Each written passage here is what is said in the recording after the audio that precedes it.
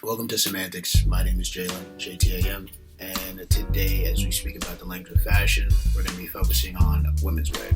Of course, to accompany my outside looking in perception as a viewer and admirer, as well as even a practicing sewist and designer, of course, I needed to actually get testimonies and speak to women who live inside of the garments and hear about their real life experiences and relations to fashion, as an industry, as well as specifically what they deal with whenever they're trying clothes on, or whenever they're going through their closet, or whenever they're in preparation of just leaving the house. So I had to converse with some medical professionals, some artists. I had to speak with some corporate project managers, as well as some scholars and teachers to hone this in about not just the model type of woman, but of course our aunt, our cousin, our mothers, our grandmothers. Speaking about what are their relationships and how do they put on their superhero suits before they go outside the door. Everyone's relationship to fashion and their clothing is fairly different. Some women have an open relationship with fashion, and that means whatever the trend is at the time, that's who they're going with. Other women, they have been in a committed relationship for 3 years. They have their aesthetic and their style, and every so often they implement a nice moment that they'll appreciate and they'll come back to whenever the time is right. And we also have some women that have a self-proclaimed trendsetter relationship with fashion. Respectfully, they, differences aside, whether they're, you're a casualist, committed, or you're actually the ringleader and setting the trends, there are three aspects that became to be the common denominator whenever we were in these conversations. And that to deal with comfort, function, as well as the thin line between sensuality and sexuality. Let's start easy and start with comfort. Comfort's primary meanings in fashion consist of the fit, the fabric contents, as well as the familiarity. Starting with fit, of course, that's one of the vital questions in fashion. Does it fit?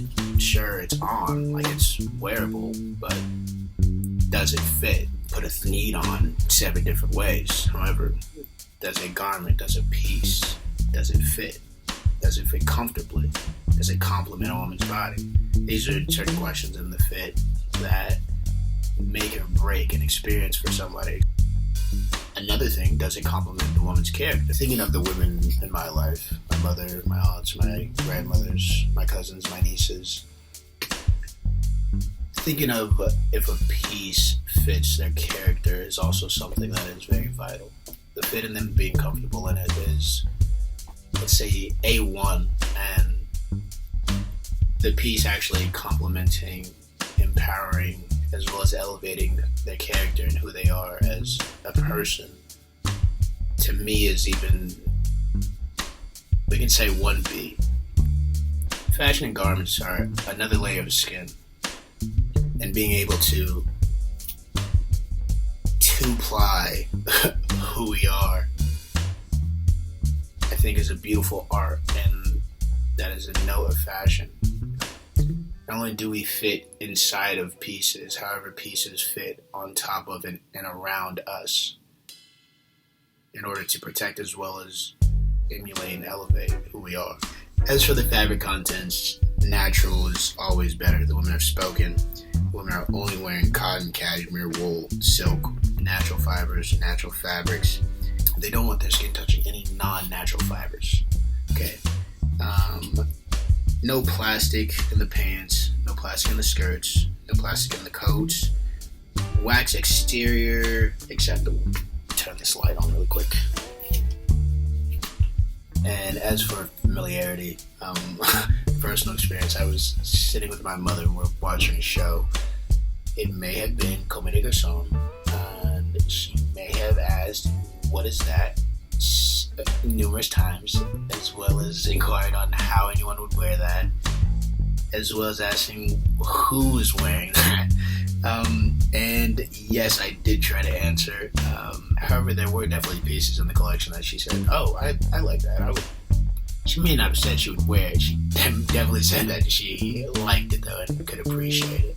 And the familiarity comes with play, and familiarity definitely comes into play with comfort, because upon sight, first intake, a piece of a garment that has a zipper or buttons or hooks from this shoulder to this hip going all around someone's body.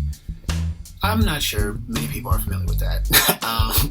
However, if somebody was able to experience learning that piece in a store and boutique, they may become more familiar with it. Of course, looking at that on the phone or on a screen, a touch different, visually, that's a touch abrasive. So, understandable that the familiarity and referenceability to a function of a piece, and that function bringing ease, also enables women to be comfortable with experimenting clothes-wise, jewelry-wise, accessory-wise, makeup, hair, all of those encompassing things of fashion.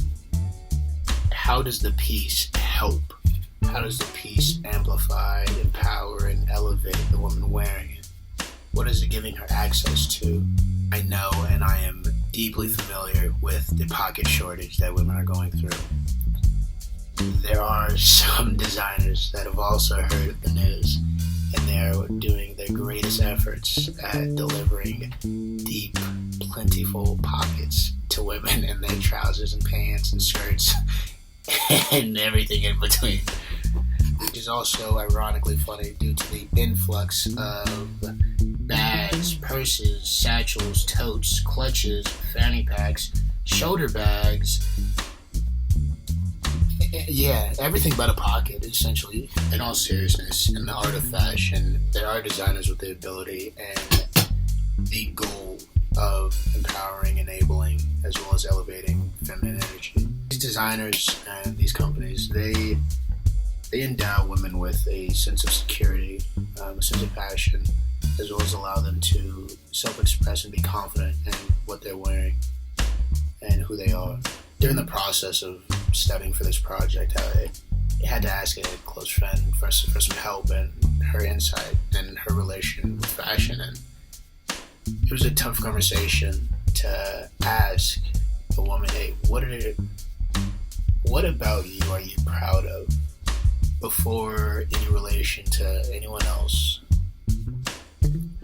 Whenever you're getting ready, what areas of yourself, character included, physically included, what areas are you proud of? Do you centrally gain joy from just having and admiring?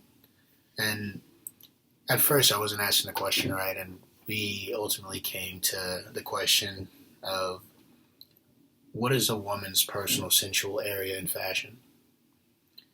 Is it her upper chest? Is it her waist? Is it her back? Is she showing her breast, or is she expressing self-love, self-affection, and self-care? Is she showing her waist to hint at what's just below? Or does the waist represent personal strength and stability? Is she wearing a backless dress to offer provocative sexual fantasies to grow? Or is that a sensual expression of relieving internalized resentment and grief, resulting in a delicate display of feminine strength? I guess it all depends on your perspective. Either way, she looks like a baddie. Quote. Thank you for your time and listening to this study. There definitely will be more. We're not done theorizing, contemplating, and thinking about women's wear. So, until then, till the next conversation, stay civil. Semantics.